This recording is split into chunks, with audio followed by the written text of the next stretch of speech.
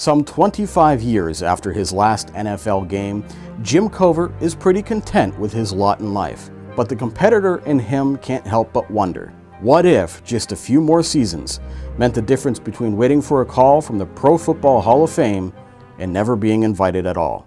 Yeah, I mean, I'd love to see it happen, but, I don't control that. I can only control my own destiny, and I'm certainly not going to get out there and campaign for it. If guys want to do that, then they can. I mean, I was, offensive lineman of the year 2 years in a row.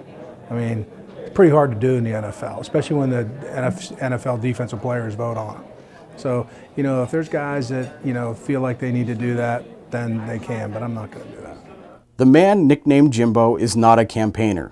He prefers to let his record, abbreviated though it may be, speak for itself. If 5 All-Pro selections, 3 NFC Championship game appearances, and a Super Bowl ring aren't enough to convince the selection committee, then nothing is. Canton is familiar with Covert. It named him to the 1980s All-Decade team. Of the 22 first-team offensive and defensive players on that list, 20 are Hall of Famers. Only Covert and Seattle safety Kenny Easley still await the call. Well, I think that's one of the things that I mentioned earlier is just length of career, and I think that's one of the things that happens for especially for offensive linemen, because you don't have the the stats. But when I got there, the Bears were like 26th in total offense in 1982. In 1983, after my rookie year, we were 6th in offense. We led the league in rushing 4 years in a row. Finished second twice and third once. They didn't do that 7 years prior to me getting there. So I'll stake my career on anyone that's played left tackle, in the last, 30, 40 years.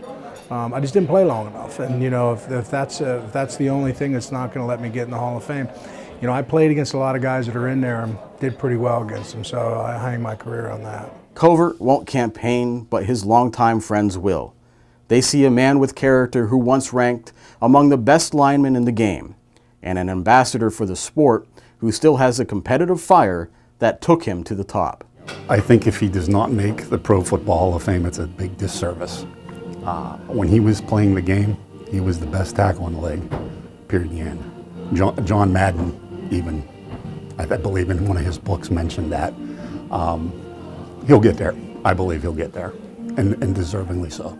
He's in the Beaver County Sports Hall of Fame and the WPIAL Hall of Fame, the Pennsylvania Sports Hall of Fame, and the College Football Hall of Fame. His number has been retired at Pitt.